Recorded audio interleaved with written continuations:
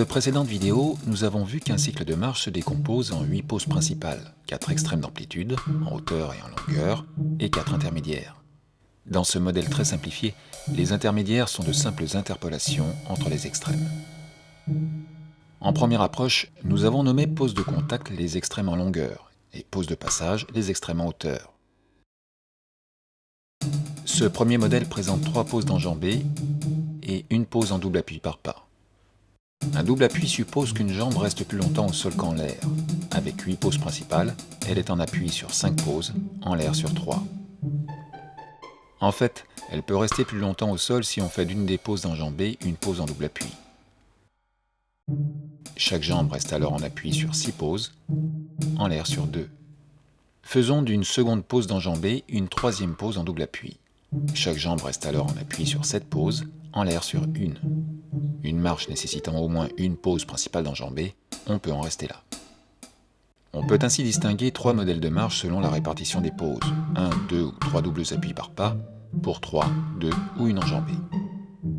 On pourrait penser, en observant ces modèles, que plus le double appui augmente, plus l'enjambée augmente. Il n'en est rien. Quand on développe les cycles, leurs enjambées sont bien égales. Comme la durée totale des cycles est égale, leur vitesse reste également égale. Seules ont été modifiées les durées relatives entre doubles appuis et enjambées. Ces ajustements ne sont pas sans effet sur le mouvement global.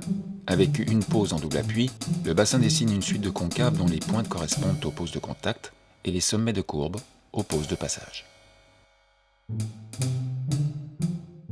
Avec 2 pauses en double appui, un amorti se produit après le contact. La trajectoire devient alors une sinusoïde dont les sommets se déportent sur les pauses intermédiaires. La première intermédiaire devient la pause d'amorti et la seconde, la pause haute. Avec 3 pauses en double appui par pas, les pointes réapparaissent, mais les concaves sont devenues des convexes dont les pointes correspondent cette fois aux pauses hautes et les sommets de courbe aux pauses basses. La première pause principale d'un pas n'est alors plus la pause de contact, mais la pause basse d'amorti. En ajustant ainsi la durée relative des doubles appuis et des enjambées, on peut rendre une marche tantôt légère, tantôt pesante, tantôt ni légère ni pesante. Notons au passage que, plus le double appui est long, plus la jambe se plie à l'amorti. C'est un élément clé de l'effet de poids.